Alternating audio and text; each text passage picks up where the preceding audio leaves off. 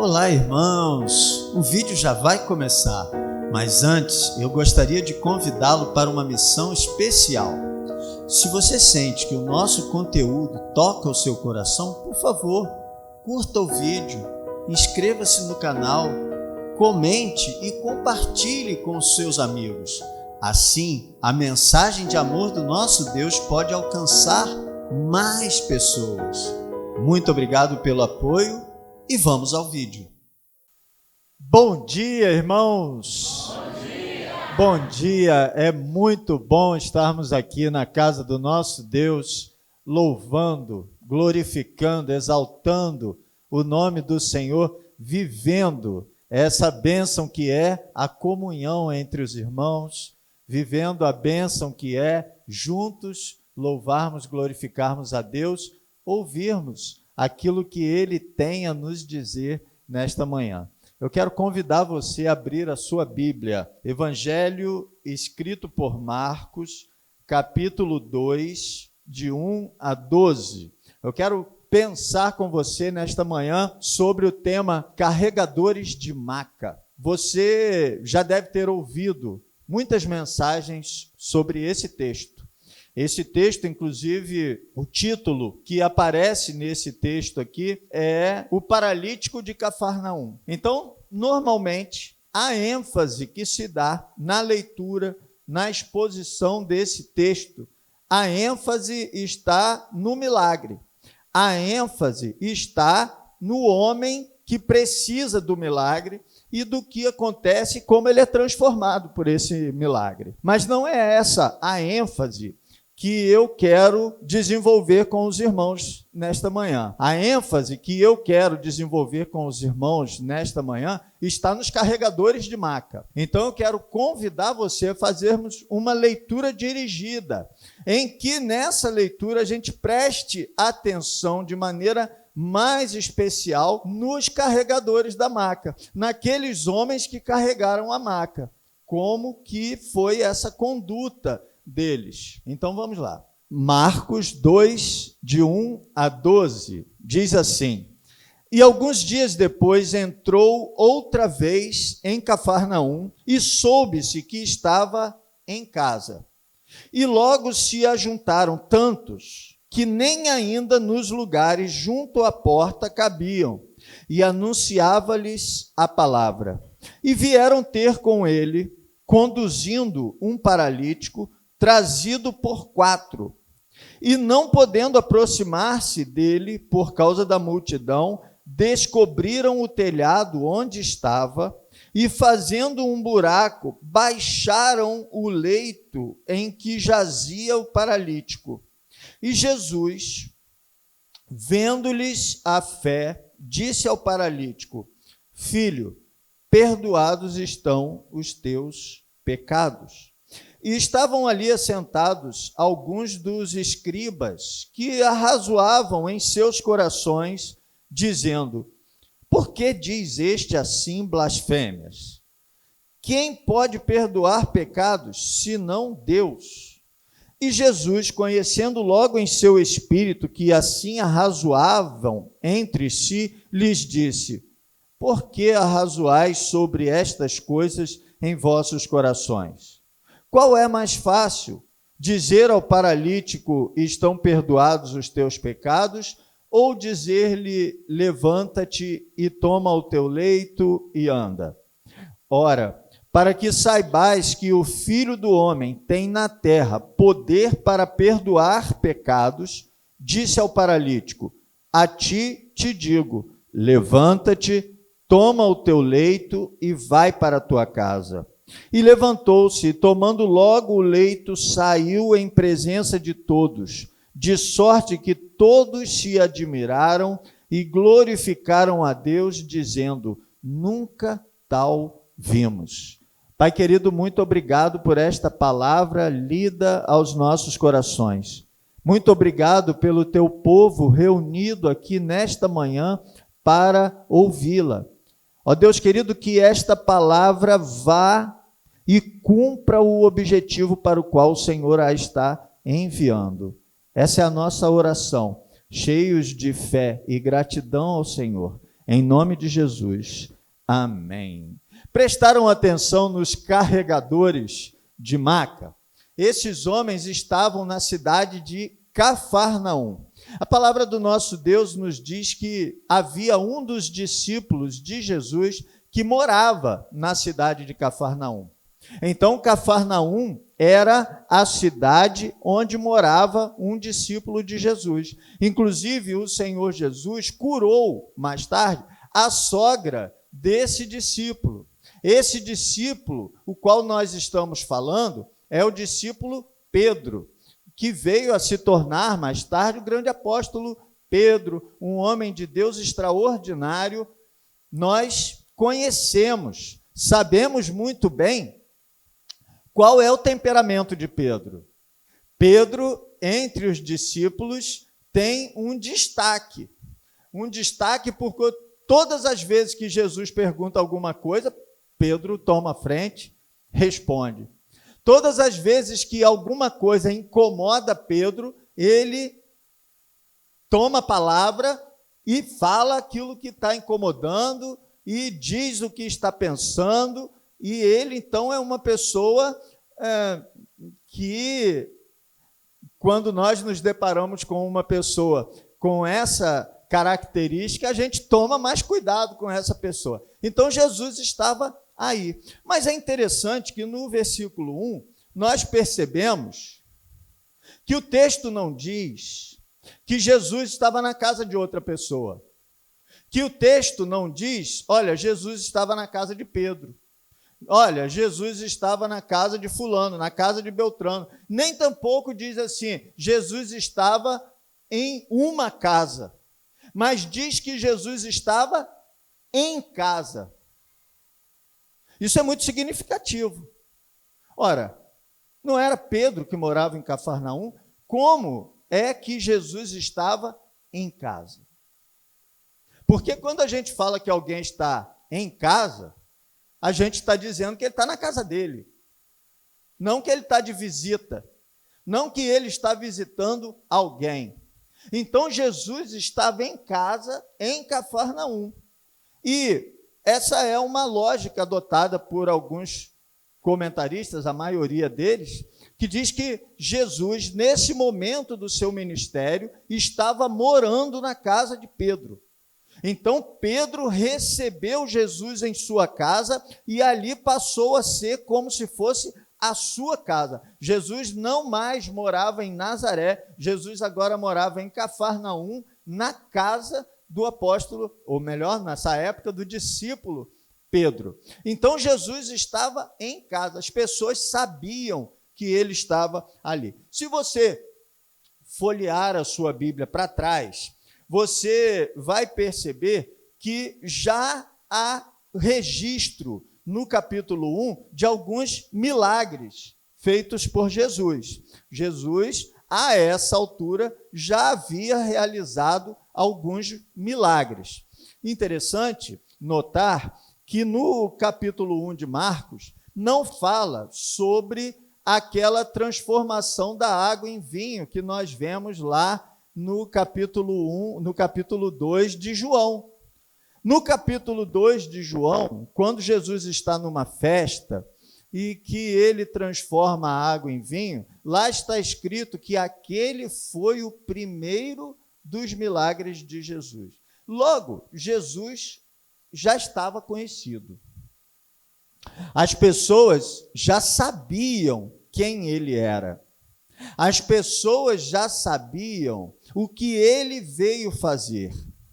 E as pessoas, então, foram até a casa dele.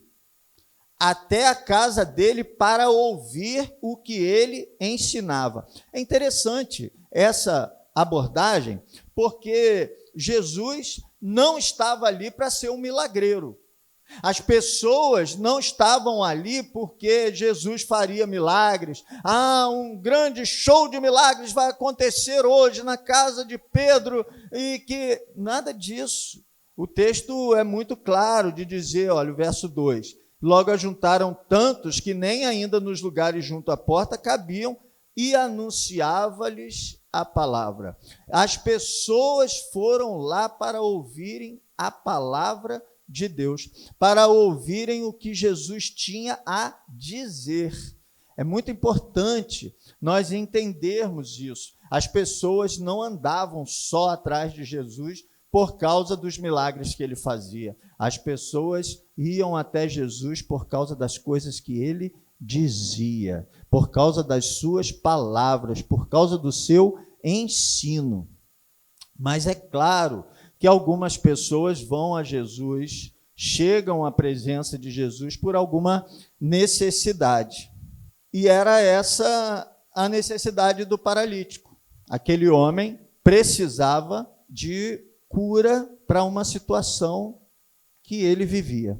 Isso quer dizer para nós, irmãos, que não tem nada de errado orar pedindo a Deus por alguma necessidade. Orar pedindo a Deus alguma bênção física, alguma bênção material.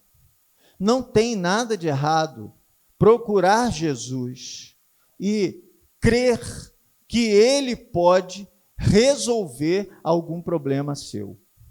O que é errado é pensar que Ele só serve para isso. É pensar que nós devemos buscá-lo apenas para isso. Esse que é o equívoco, esse que é o problema. Então, aquele homem, ele tinha uma condição que impedia que ele fosse até Jesus por conta própria. E é interessante porque o texto diz que ele foi conduzido. O texto não diz que ele pediu, o texto não diz que ele queria, o texto não diz que ele buscou, que ele conseguiu, o texto não diz nada disso. O texto diz, ele foi conduzido por 4. E aí eu gostaria de fazer uma reflexão a respeito disso com você. Alguém diz que a gente reconhece que é amigo de alguém quando a gente olha para esse alguém e diz assim: você está pensando o que eu estou pensando?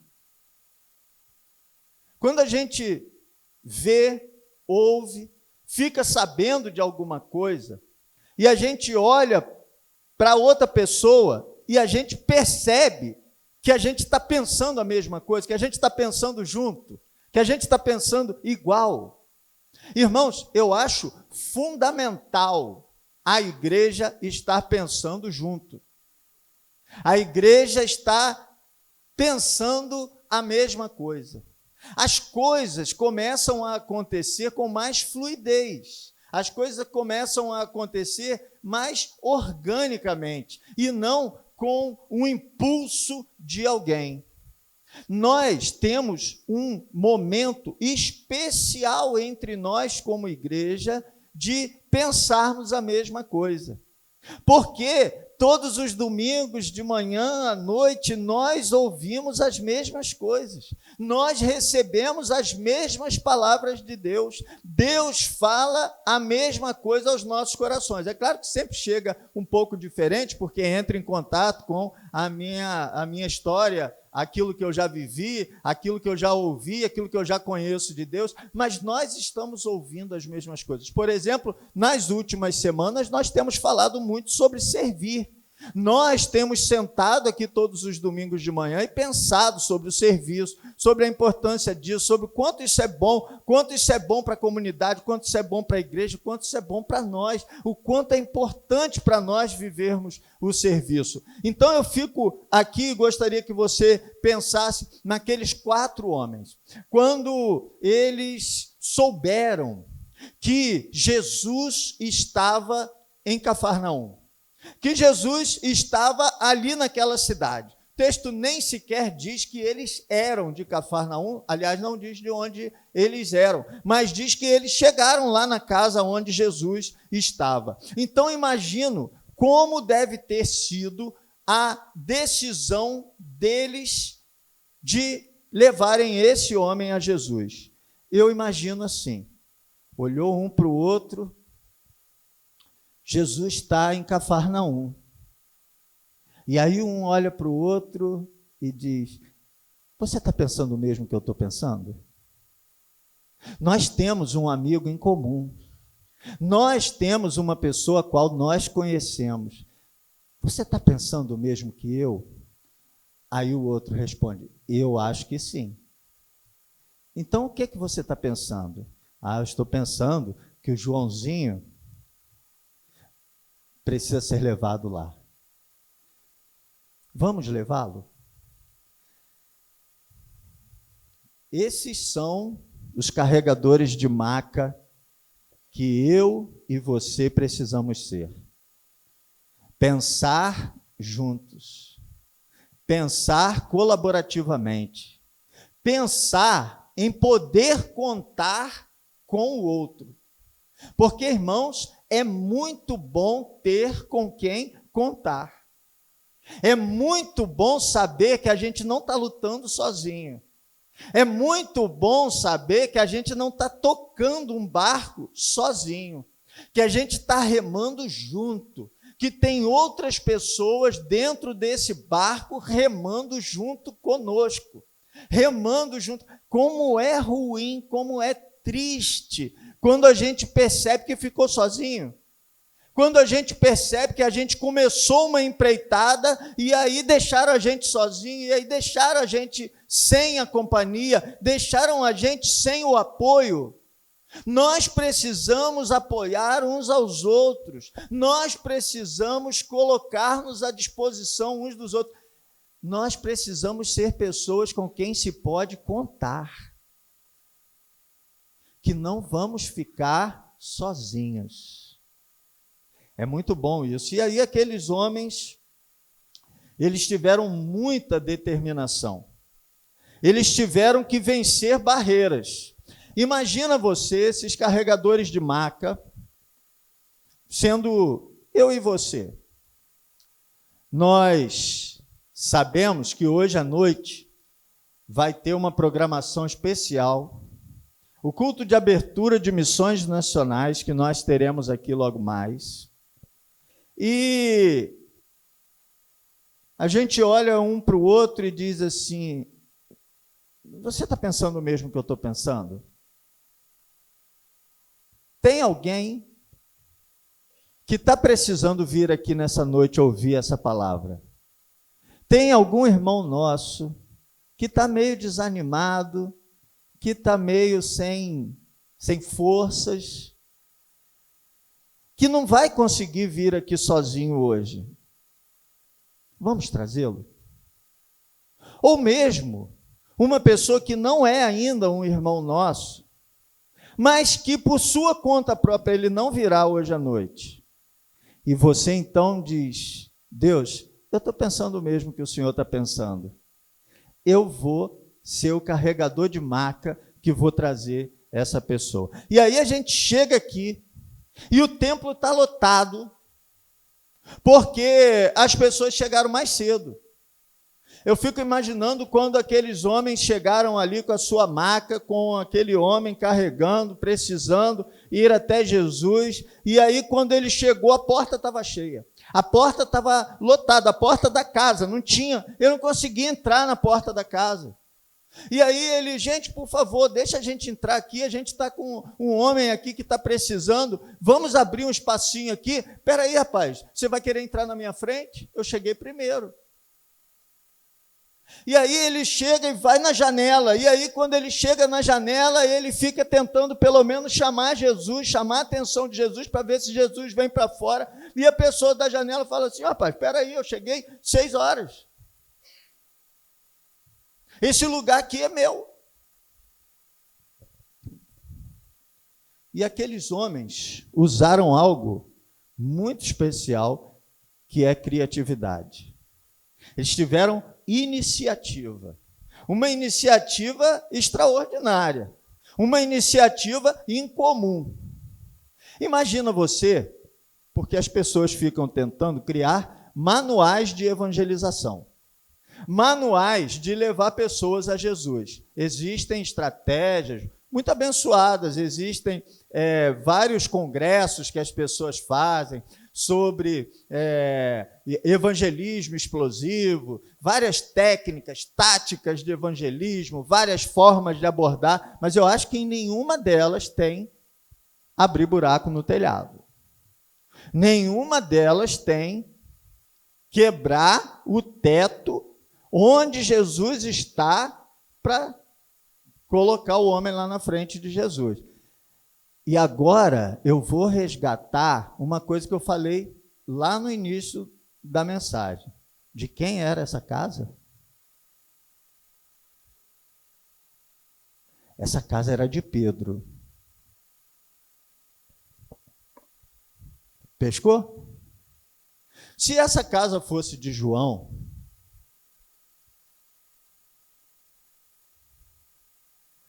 a gente não sabe muito bem o que a gente poderia esperar, porque ele era ao mesmo tempo filho do trovão, mas também era o discípulo do amor.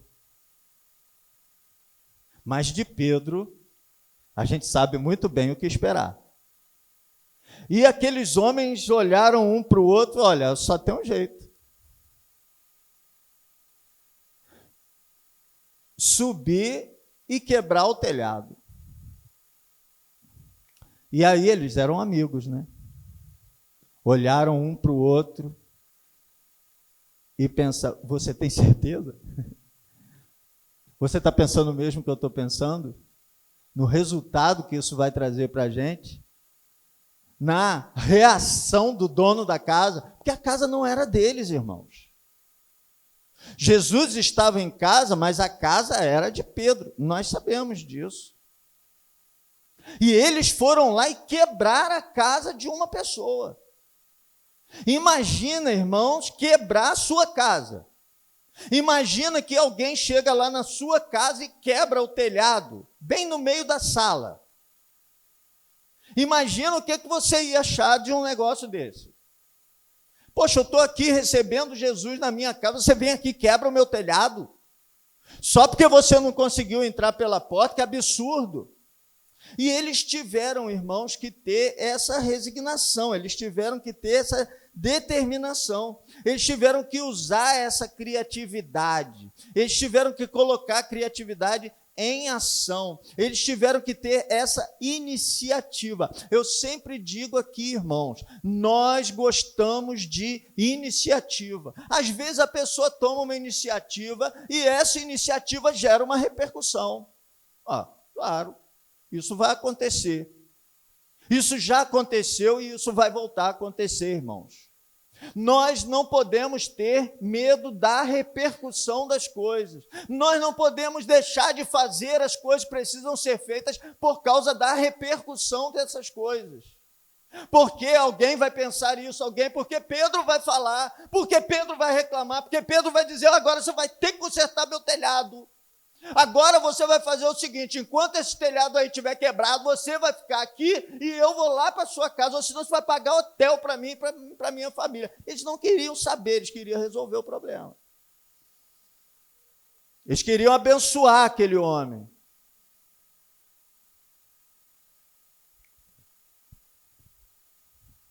Eu quero dizer para você que está me ouvindo e não está entendendo eu falar isso, que infelizmente muitas pessoas bloqueiam a sua capacidade de criação, a sua capacidade de tomar iniciativa, a sua capacidade de realizar coisas abençoadas na casa de Deus, na obra de Deus, na vida de pessoas, porque tem medo da repercussão que isso possa trazer. Uma vez, irmão, eu era pastor dessa igreja. Foram fazer uma peça de teatro na igreja. E aí, rapaz, o pessoal preparou tudo bonitinho, tudo legal pra caramba, não sei o quê. Daqui a pouco, lá pelas tantas, no meio do negócio, eu não sei o que aquilo era dentro da peça. Sei que explodiram Uma bomba daquela que você risca igual fósforo assim, eu sei que daqui a pouco, pã, aquela maior explosão dentro da igreja, fumaça, aquele negócio, todo mundo espantado. Meu Deus, meu Deus. Criatividade é isso, irmãos. Pastor, como é que o senhor deixa um negócio desse? Eu falei, irmão, nem sabia. Mas se eu soubesse, eu deixaria.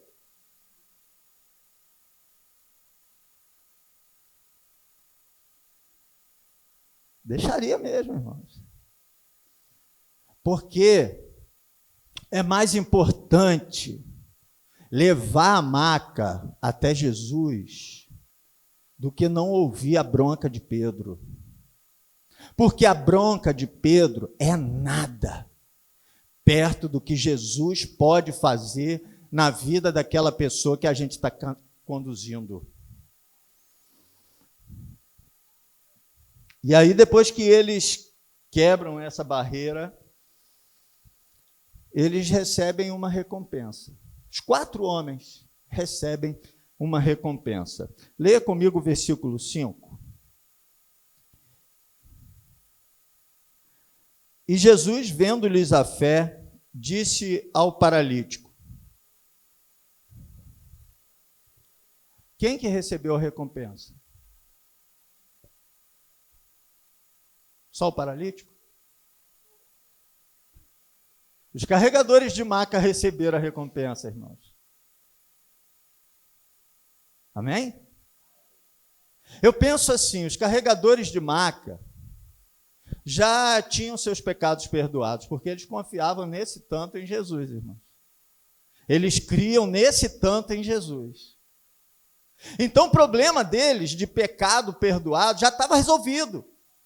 E eles disseram assim, o meu problema de pecado perdoado já está resolvido. Eu não vou ficar aqui sentadinho, quietinho, de braço cruzado, esperando. Não, eu vou lá, vou esperar o rapaz se arrumar, se organizar, convencer, porque eu fico imaginando isso. Eles tiveram que convencer esse rapaz aí. Você já esteve doente, acamado? A gente não fica bem, irmãos. A gente fica mal demais. A gente fica desanimado, bate um desânimo na gente. Quando a gente está ali acamado, eu não sei se é o ficar em repouso, baixa a adrenalina, baixa o batimento cardíaco, sei lá qual é a questão física que promove isso, mas toda vez que a gente fica muito deitado, daqui a pouco a gente está meio para baixo. A gente está meio sem fé. E aí eles chegam lá e dizem assim, rapaz, Jesus está aqui. Jesus está em Cafarnaum. Vamos lá, rapaz, nós estamos 4 aqui, vamos lá, vamos lá, rapaz. Não, vou não, já estou cansado disso. E já tentaram de tudo, já vieram aqui, já oraram. Já tentaram um monte de coisa comigo. Não, rapaz, mas agora vai ser diferente. Agora é Jesus, você vai ter um encontro com Ele. Pode ser que não tenha sido da outra vez, pode ser que você não tenha conseguido antes, não importa. Dessa vez vai dar certo. Vamos ter fé, vamos ter fé que vai dar certo. E aí, depois desse muito convento, porque eles chegaram atrasados no culto, irmãos.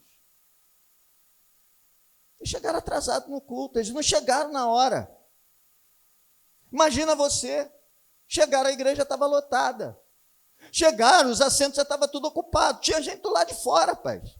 Tinha gente no telão, lá fora.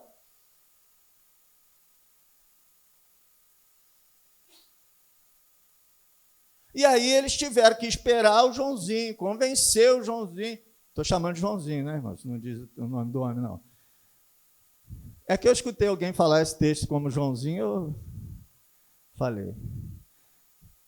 Mas tiveram que convencer, esperar ele se arrumar, esperar, sei lá quem que cuidava dele arrumar, ou eles mesmos arrumarem. E aí, mas nós vamos chegar atrasados, não tem problema, a gente vai assim mesmo. A gente vai atrasado mesmo. Eu me atraso junto com você.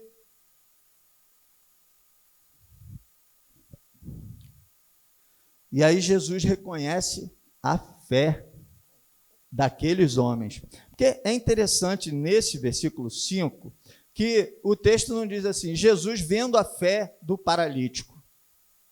Jesus vendo-lhes a fé. Tem um plural aqui. A fé não era de uma pessoa, era de um grupo de pessoas, era dos carregadores de maca. Jesus olhou para cima e viu a fé daqueles homens. E aí fala o que há de mais abençoado em Jesus falar para uma pessoa: os seus pecados estão perdoados. Não existe, irmãos, não existe nada mais extraordinário, não existe uma recompensa maior, não existe uma alegria maior do que levar alguém a Jesus e ver essa pessoa receber a salvação que há em Jesus. Eu espero que você já tenha vivido isso. Eu espero que você já tenha sido esse carregador de maca. Se você não viveu ou se já viveu, eu espero que você viva isso ainda muitas vezes. Aí, a gente traz crianças e essas crianças aceitam a Jesus e vivem uma vida inteira aos pés de Jesus. E a gente traz o nosso vizinho e o nosso vizinho aceita Jesus. E a gente traz o nosso colega de trabalho e o nosso colega de trabalho aceita a Jesus.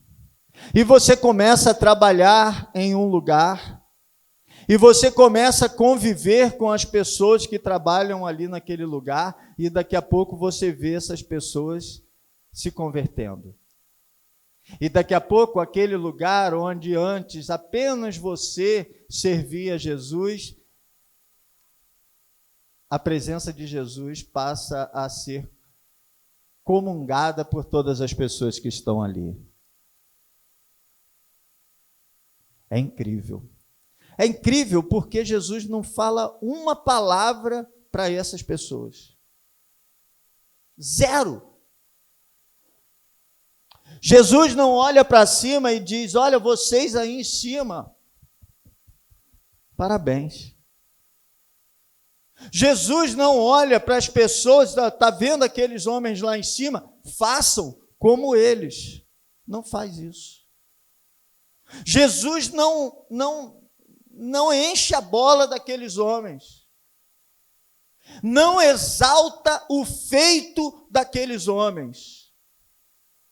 Jesus reconhece a fé, Jesus abençoa a pessoa e a recompensa é essa. E para muita gente isso vai parecer uma recompensa muito pequena. Para muita gente isso vai parecer uma recompensa não desejável. Poxa, que recompensa é essa? Que é o outro que recebe. Que recompensa é essa que é o outro que é abençoado? Que recompensa é essa que é o outro, a família do outro, a mãe do outro, a mulher do outro, o filho do outro, que vai receber, que vai ser abençoado, que vai ser cuidado, que vai ser mais bem cuidado, que não vai ouvir as coisas groselhas que vive ouvindo? Que recompensa é essa?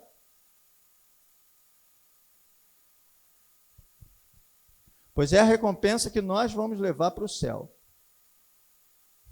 Eu fico, às vezes, pensando, porque Jesus olha para aquele homem e ele diz assim: os seus pecados estão perdoados. Ele não viu ali na frente dele uma pessoa que o melhor que poderia acontecer para ela seria ser curada do seu físico.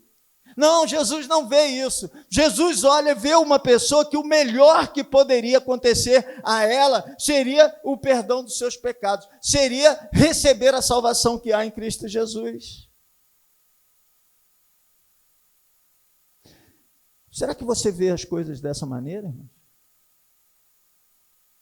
Que o melhor que pode acontecer na vida de alguém é receber a salvação em Cristo?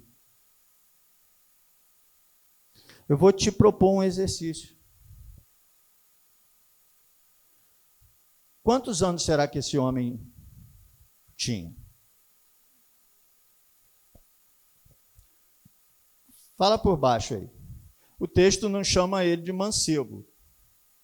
Então, assim, vamos imaginar que ele era adulto. Porque senão o texto falaria, levou uma criança. Levaram um jovem. Não. Vieram conduzindo um paralítico, um homem. Mas vamos colocar aqui 20 anos. Tá bom? Vamos fechar com 20? Não era criança, 20? Beleza. Quantos anos esse homem viveria? A gente poderia pensar na expectativa de vida da época. Deveria ser muito alta. Até um século atrás, a expectativa de vida era, 40 anos. Mas vamos colocar a expectativa de vida de hoje. Tá? Em torno de 75 anos, a expectativa de vida média de um brasileiro. 75. Mas aí é a média, pastor. Vamos botar mais. 100 anos, tá bom para você? Aquele homem viveria até 100 anos e estava com 20. Então, uma cura física duraria quanto tempo na vida dele? No máximo, 80 anos. Mas quando Jesus diz para ele, perdoados estão os teus pecados, quanto tempo isso dura? Dura por toda a eternidade. Não dura 80 anos, irmãos. Por isso é mais importante.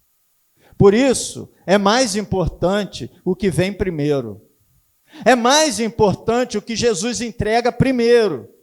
É mais importante quando Jesus entrega a bênção, o perdão dos pecados. Quando Jesus entrega a salvação, é mais importante do que quando Jesus entrega uma cura física. É mais importante do que quando Jesus entrega uma cura financeira. É mais importante do que qualquer outra coisa que possa acontecer nessa vida, porque no máximo vai durar o tempo de vida que você tem. Mas quando você recebe, ou quando alguém recebe a salvação, isso dura por toda a eternidade.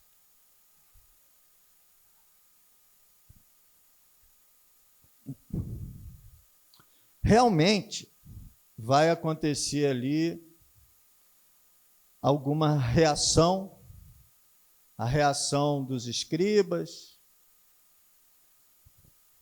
Eles vão ouvir palavras contrárias.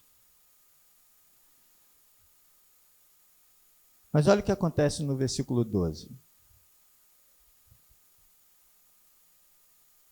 Levantou-se e tomando logo o leito, ou seja, ele chegou carregado e voltou por conta própria.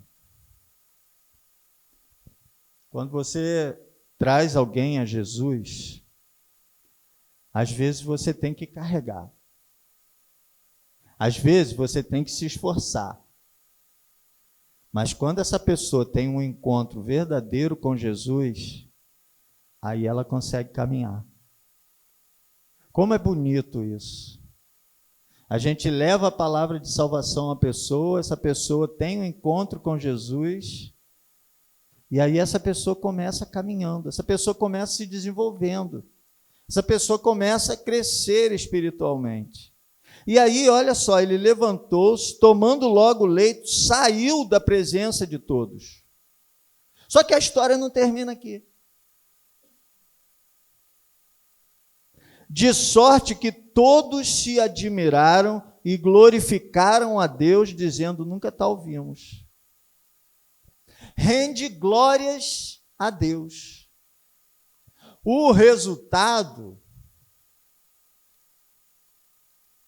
o que eles ganharam com isso, além de verem aquela pessoa agora caminhando, aquela pessoa agora se desenvolvendo, aquela pessoa agora progredindo, eles viram outras pessoas glorificando a Deus. É muito lindo quando o nosso trabalho glorifica a Deus. É muito lindo quando o nosso serviço glorifica a Deus. Quando aquilo que fazemos, quando temos a nossa bacia, a nossa toalha, quando carregamos a maca e vemos as pessoas glorificando a Deus. Porque, irmãos, eu estou falando isso e quero que você entenda.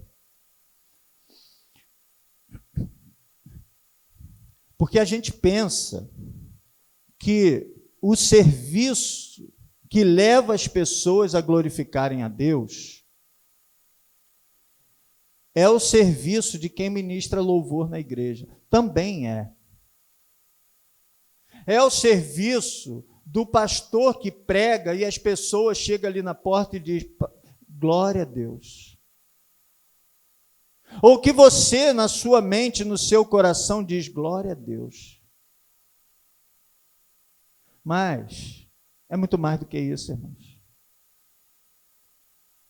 Quando a gente faz um serviço a Deus, isso glorifica a Deus. Porque as outras pessoas que são abençoadas, mesmo que ela não veja o seu serviço, mesmo que ela não note o seu serviço, mesmo que ela não diga para você o quanto o seu serviço foi importante, mas ela glorifica a Deus também por causa do seu serviço.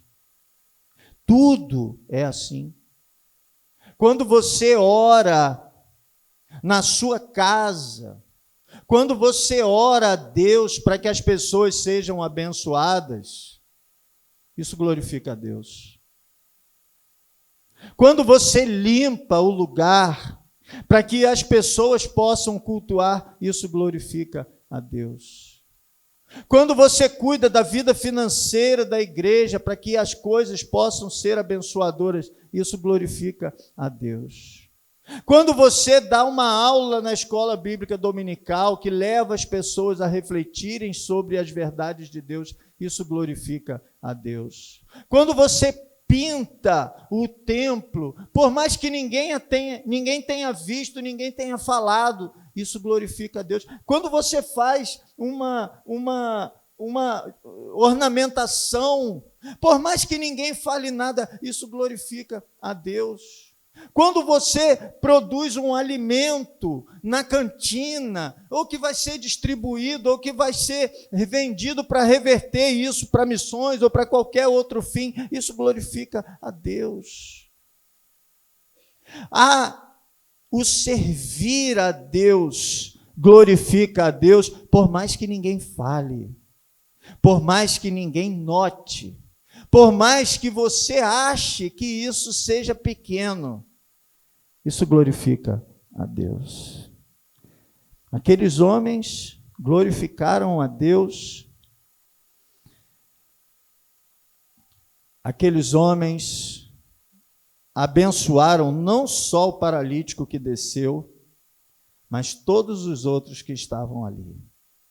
E estão abençoando a nós, 2000 anos depois.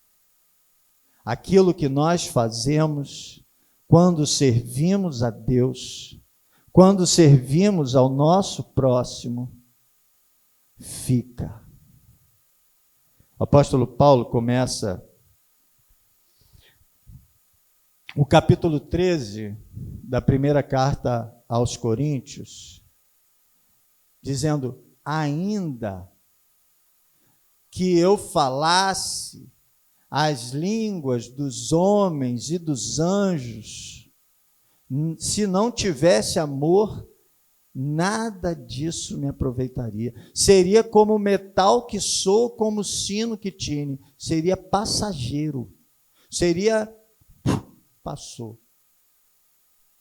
Mas quando nós amamos e abençoamos o nosso próximo, amamos a Deus, amamos ao próximo, realizamos aquilo que nós fazemos na obra de Deus para abençoar as pessoas, isso fica, isso permanece, isso continua ecoando. Às vezes você está trabalhando com uma criança hoje, e essa criança tem 5 anos, mas daqui a 50 anos, 100 anos, isso vai continuar ecoando, repercutindo na vida daquela criança, na vida dos filhos daquela criança, na vida dos netos daquela criança, porque quando uma pessoa recebe o perdão dos pecados que há em Jesus, a salvação que há em Jesus, isso permanece para sempre. Eu quero apelar para que você se envolva com a obra de Deus, com o serviço de Deus. Não é com o tempo que der, irmãos, não é quando der. Não é assim, todas as outras coisas primeiro e isso por último. Se sobrar um tempinho, porque o que Jesus fez para nós não foi quando sobrou um tempinho. Não é fruto de quando der um tempinho. Eu quero dizer para você que se você está fazendo a obra de Deus quando dá um tempinho, não está bem, não. Eu desejo que você seja o carregador de maca, que paga o preço, que abre espaço na agenda, que acha tempo onde não tem, para a honra e glória de Deus. Amém. Que a graça do nosso Senhor e Salvador Jesus Cristo e o amor de Deus, as consolações e também a comunhão do Espírito Santo esteja sobre todos, desde agora e eternamente. Amém.